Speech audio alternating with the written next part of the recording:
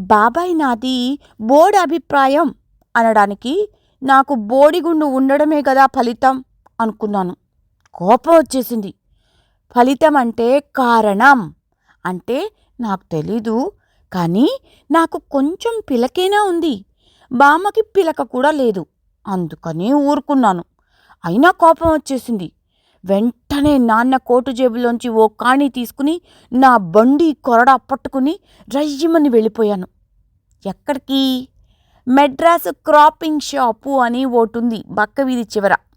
అక్కడికి వెళ్ళి నాకు అర్జెంటుగా మెడ్రాసు క్రాపింగ్ షాపు చేయమన్నాను. వాడు రండి అని మర్యాద చేయలేదు. పైగా మీ నాన్నని అడిగి రమ్మన్నాడు. ఇలాంటి వాటిలో నాన్న ఎప్పుడూ అమ్మ పార్టీయే. అందుకనే అడగలేదనుకో. పర్వాలేదు, మెడ్రాసు క్రాపింగ్ షాపు చేసేయి అని నా దగ్గర డబ్బు లేదనుకుంటున్నాడేమో అని కాణీ చూపించాను. వాడు ఓలా నవ్వి, నీకేనా, సరే అని, ఎలాగా, నీది గుండు కదా అన్నాడు.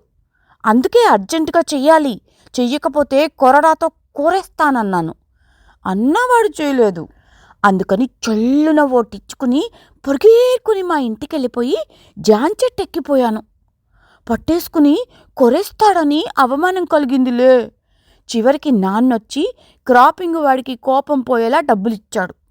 బాబాయి బామ్మ పోన్లే క్రాపింగ్ చేయించుకోవాలన్నారు.